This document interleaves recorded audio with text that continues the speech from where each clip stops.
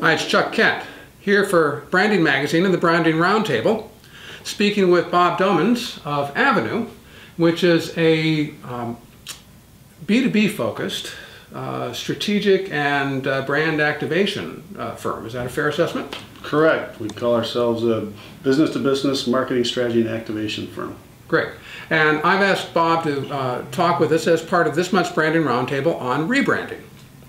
And the first question today is really, in an era that's supposed to be customer controlled, where the customer conversation sways everything and brands no longer own themselves, how do you see that affecting things? I mean, what's the difference then between a rebrand and just a brand evolution?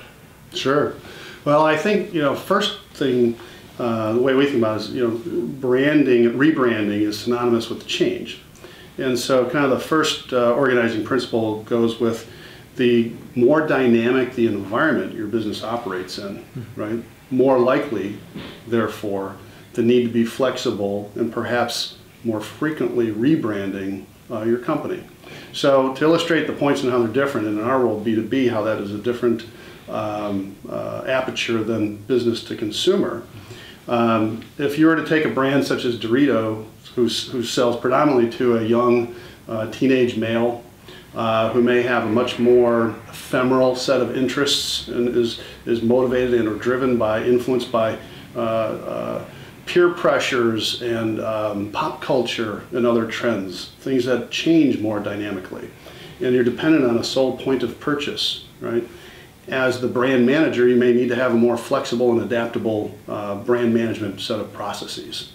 You can see that as evidenced by Doritos recently encouraging consumers to come in and submit flavor profile suggestions, creating ads on their behalf and so forth, right?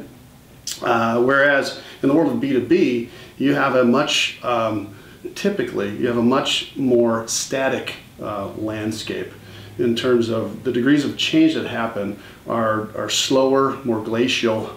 They are pretty sizable when they do happen, but nonetheless, they're not that immediate or ephemeral. So what that means from a business and a brand standpoint is, while you certainly need to be flexible and always listening to your customer in any situation, you are more likely to be selling through a number of gatekeepers and influencers and decision makers to ultimately, over a long period of time, make a sale.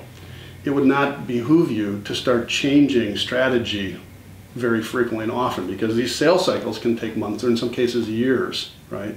And so that, from a flexibility standpoint, may look different than a consumer brand. Flexibility may be tailoring specific messages to specific constituents through the sales cycle or the marketing cycle.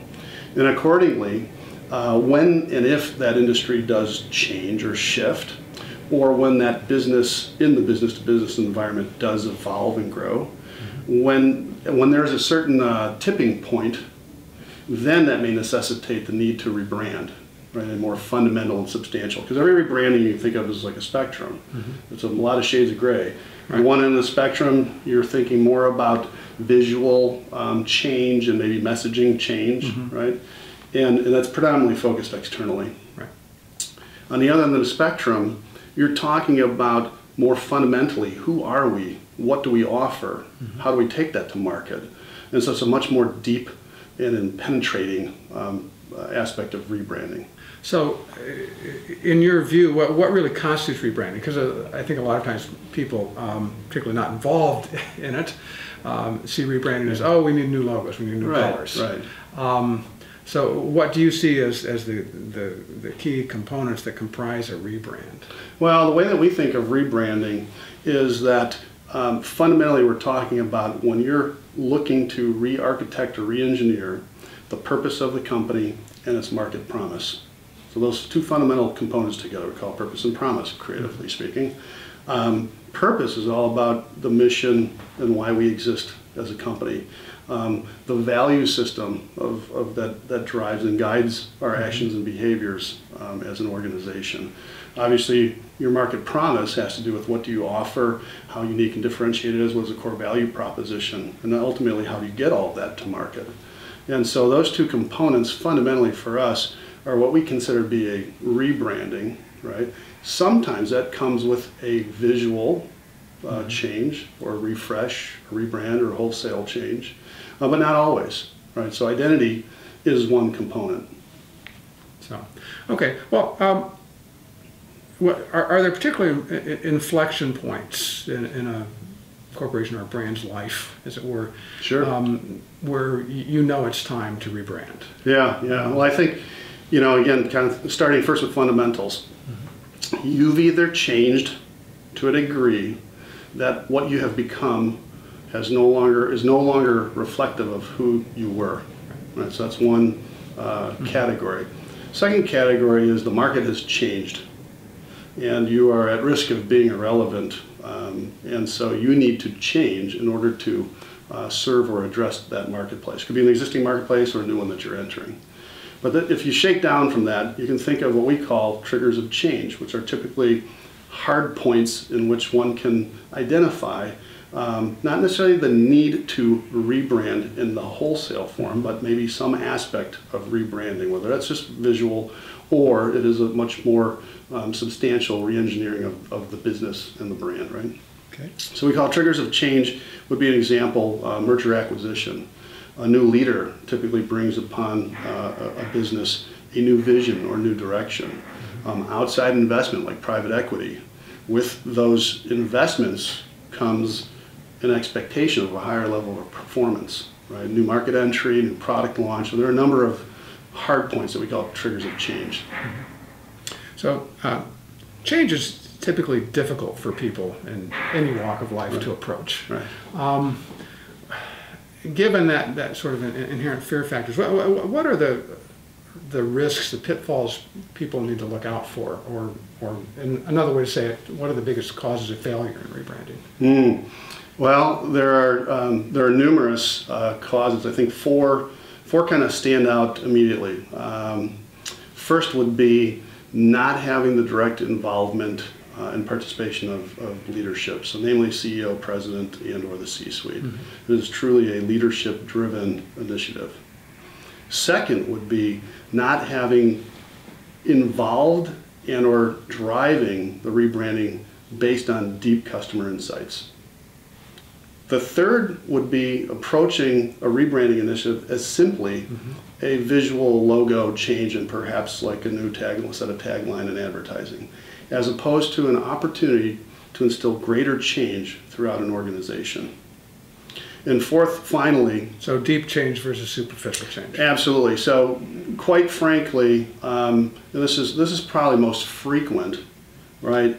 It is viewed as a marketing exercise. Mm-hmm. And therefore it's relegated down to it's simply a logo change, right? Or it's a new messaging, a new tagline.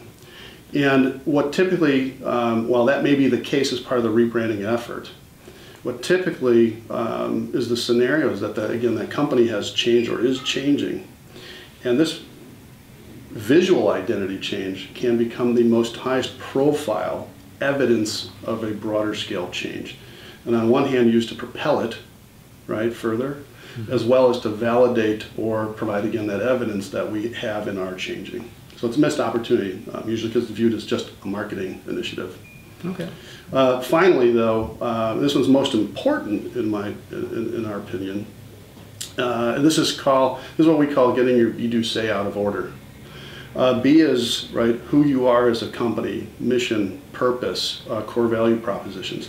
Do are the actions and behaviors of the company, and say is ultimately how you go to market with the expression of yourself as a brand and as a company. When companies do a rebranding, they sometimes have a tendency to get those out of order. Classic example of that is British Petroleum. Years back, they rebranded themselves, sweeping identity change, in addition to the brand campaign of Beyond Petroleum. So they went to market, say, as a very environmentally responsible organization. A nice sunshiny logo in green. And exactly, gold. And millions and millions and millions and millions of dollars invested behind that. In the do category, they unfortunately didn't take any fundamentally different actions or behaviors as an organization to be that. So they got their do and their say and their be all out of order. And subsequently, for them, that resulted in some significant backlash. Consumers, media, industry groups around the world called them out on it, and they had to retract and withdraw many aspects of that initiative. Okay.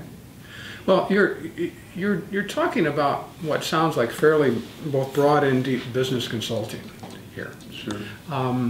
Whereas oftentimes I think that the branding industry, because of its association with the design industry,